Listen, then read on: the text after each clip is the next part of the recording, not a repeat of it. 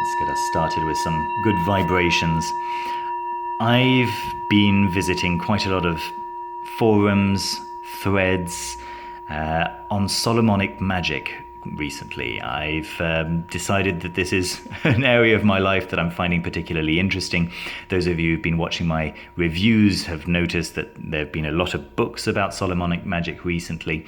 For those of you who haven't, Solomonic magic is the grimoire tradition. Basically, it's about using information to make spirits appear before you in reality, not just with some vague signs, but actually have them present themselves in front of you.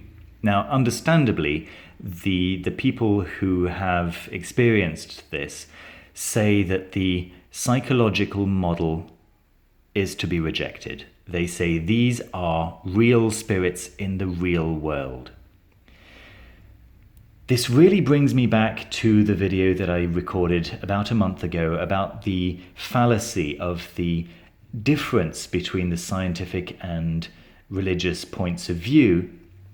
What we should really be looking at is at the realist versus idealist point of view. And from an idealist point of view, where everything is one and where the individual's mind is usually kept like a unit, but is actually much, much larger than the individual regularly experiences, then if that is the case, then these entities who present themselves in front of the Solomonic magician don't necessarily have to be anything other than an aspect of their mind. But that to reject that is to reject the power of the mind and the nature of what reality is. We don't see reality through little windows in the front of our face. Our eyes are not windows. Our eyes are sensors that send information to our brain, and all we can ever experience is our brain's interpretation of what our senses are sending us. So when we are seeing a spirit or a being in front of us,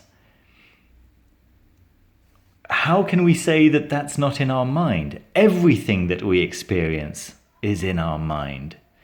And the fact that it can have a real effect on the real world around us, what we call the real world, in other words, the material world in front of us, then, well, that's just an indication that, yes, it is in the world that we are experiencing.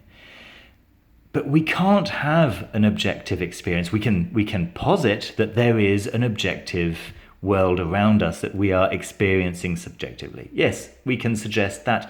And I'm very comfortable with that. I do say that the reality that I experience is the reality that other people experience. But I also know that my mind adds, subtracts, interprets that real reality.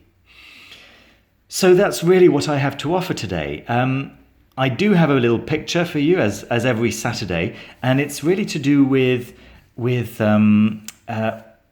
dimensions. Now, if we think about spirits, whether they be angels or demons or geniuses or genies or any other kind of planetary spirit or whatever, then what's this picture got to do with it? Well, this picture is on 2 dimensions. This picture is, as every picture, on a piece of paper, which and so it's a 2-dimensional world. This creepy-looking guy has no access to this apple because of this line. All right? In 2 dimensions, there is no way that the two could possibly interact because of this line, unless the line got out of the way, of course. If the line, say, slid down, then the two would be able to interact. But while this line is in place, in fact, the two can't even have any knowledge of the other. Okay, so by adding a third dimension, we can come over here to our point of view outside of the picture and very easily experience both at the same time. This line is no trouble for us because we're experiencing it from a third elevated position, and we can see both at the same time. Now, and this is a big if spirits, angels, demons, whatever, if they are existing on a higher dimension, we know, at least the scientific community has agreed that there are at least 11 dimensions known currently. Now, if these entities live on a higher dimension, then they would easily, by analogy, be able to experience our minds and the outside world simultaneously and affect the one and the other simultaneously. And of course would be affected by our minds in the way we are affected by these two drawings. Just the fact that there is a line doesn't mean that you are affected by one more than the other than the fact that this guy just looks super creepy and this apple just looks a little bit wonky. Right, so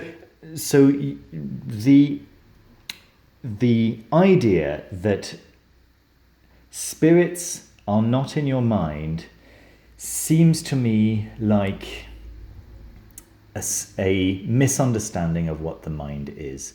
And I believe that a spirit that is even an aspect of your even if it was an aspect of your personal mind, to say that that would not be able to affect the physical world, I think that's a misunderstanding of what the mind is.